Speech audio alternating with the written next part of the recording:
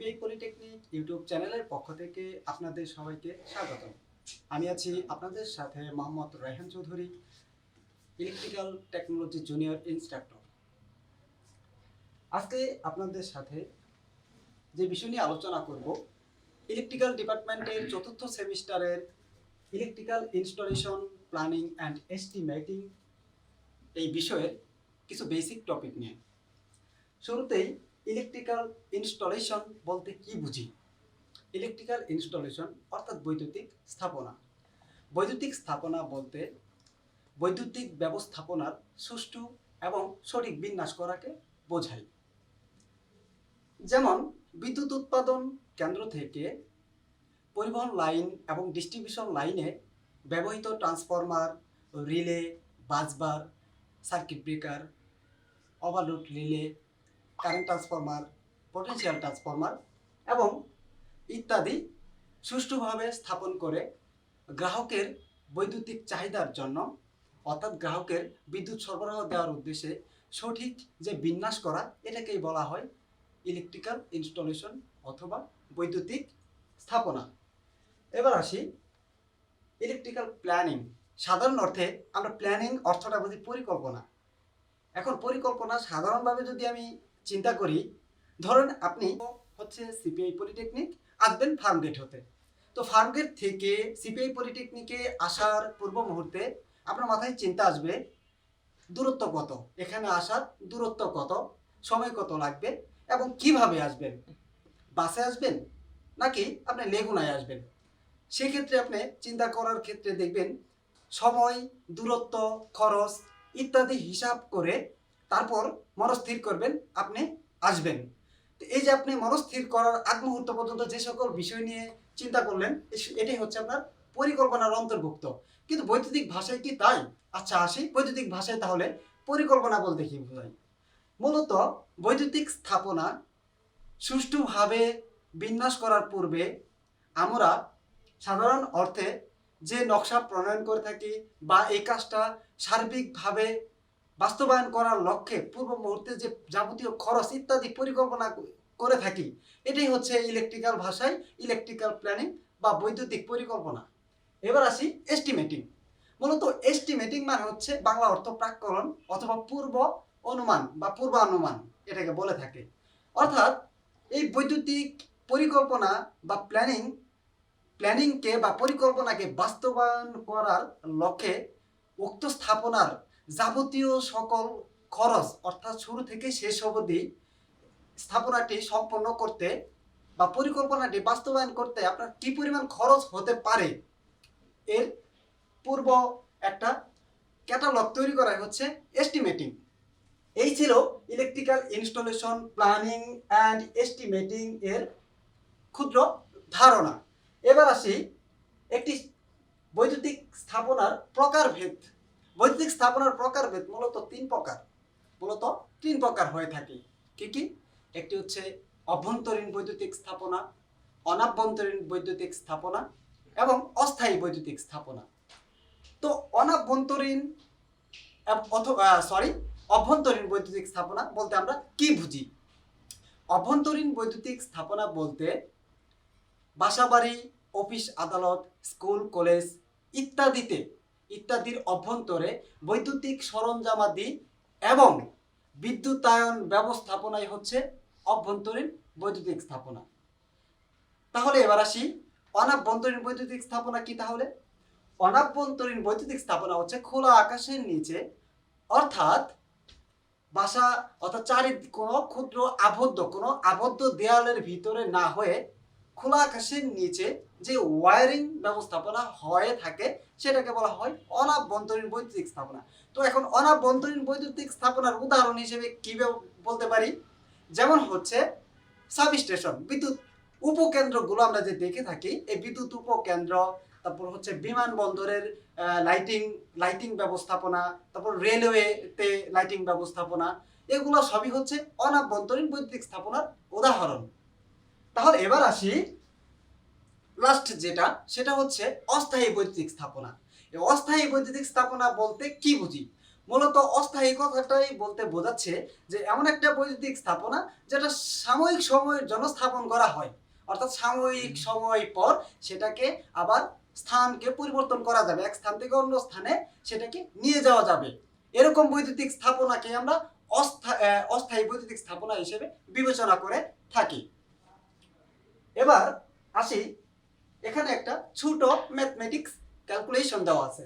প্রশ্নটা হচ্ছে কক্ষের সাইজ দেওয়া আছে 5 মিটার ইন্টু 4 মিটার, সরবরাহ ভোল্টেজ হচ্ছে 230 ভোল্ট। এখন আমাকে এই বাড়ির উক্ত একটা শয়ন কক্ষ, এই শয়ন কক্ষের লোডের হিসাব এবং কি পরিমাণ লোড কারেন্ট প্রবাহিত হবে বা লোড কারেন্ট প্রয়োজন, এটার একটা ছোট প্রমাণ দেখিয়ে আজকের ক্লাস শেষ করব। চলুন তাহলে।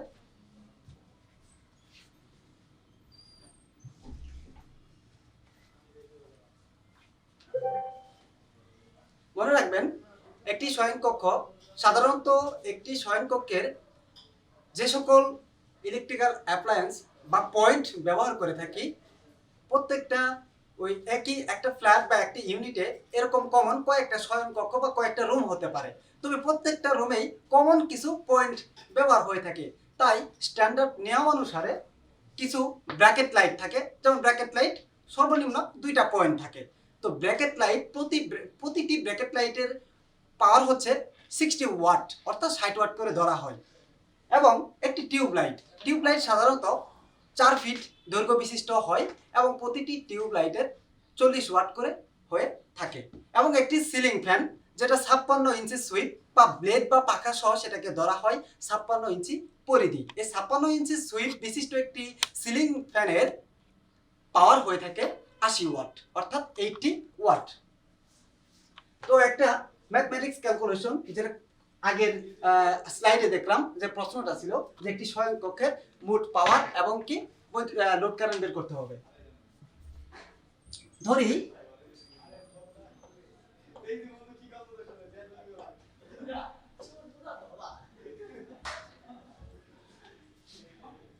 ব্র্যাকেট লাইট কয়টি? দুইটি ব্র্যাকেট লাইটের জন্য, প্রতিটি ব্র্যাকেট লাইটের জন্য যদি 60 ওয়াট হয়, তাহলে দুটি ব্র্যাকেট লাইটের জন্য হবে 60 into 2 is equal to 120 watt.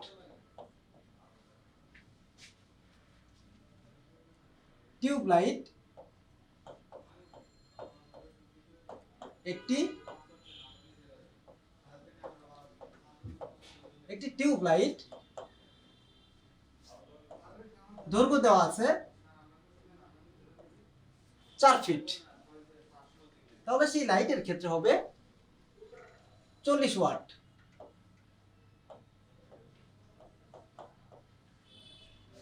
একটি সিলিং ফ্যান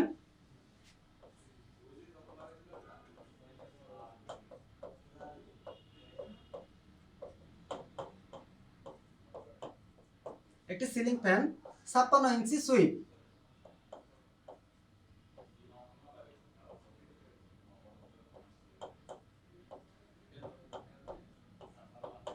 আশি ওয়াট বা 80 ওয়াট। একটি 2 পিন সকেট,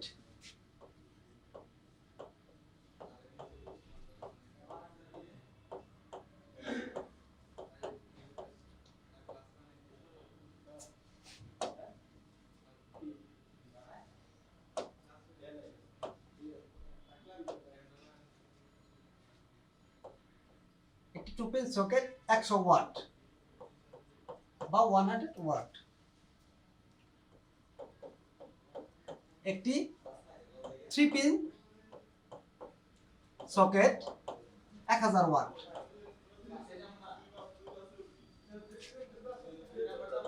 অতএব এখন বের করবই এই শয়ন কক্ষের মোট পাওয়ার।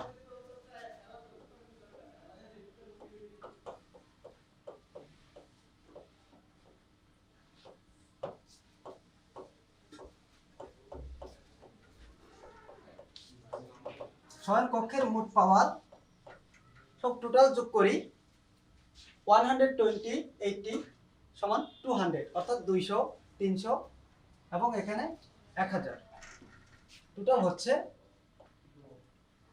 1300 watt.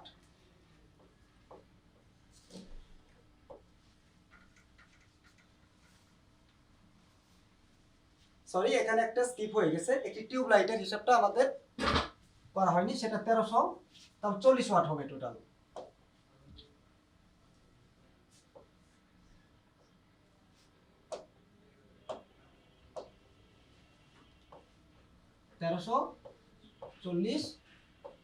Watt.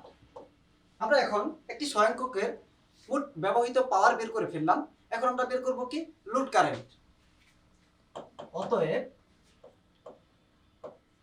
Load current current বের করার ক্ষেত্রে আমরা ফর্মুলা কি জানি? এখানে আমার পাওয়ার দেওয়া আছে, তো আমরা পাওয়ারের সূত্র সাধারণত তিনটি জানি। পি সমান ভিআই অর্থাৎ ভোল্টেজ গুণন কারেন্ট, আরেকটি হচ্ছে P is equal to I square R, আরেকটি সূত্র কি, আরেকটা পাওয়ার সূত্র হচ্ছে P is equal to V square divided by R. তো আমাদের এখানে দুইটি ভ্যালু দেওয়া আছে, কি কি, ভোল্টেজ দেওয়া আছে এবং পাওয়ার দেওয়া আছে। তাহলে আমরা কি করব, সরাসরি কারেন্ট পাওয়ারের সূত্র যেটা প্রথম formula P is equal to V I, এই ফর্মুলা ব্যবহার করব। তাহলে মোট কারেন্ট বের করার ক্ষেত্রে আমি আর P is equal to V I না লিখে সরাসরি কারেন্টের সূত্রটা বসিয়ে দিলাম। তাহলে I is equal to P divided by V. P কত, পাওয়ার দেওয়া আছে 1300,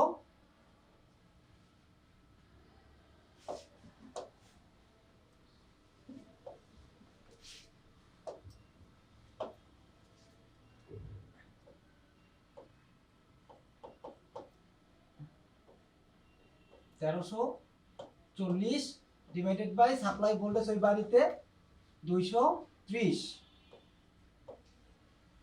এখন 1340 কে 230 দ্বারা ভাগ করলে আমার আসবে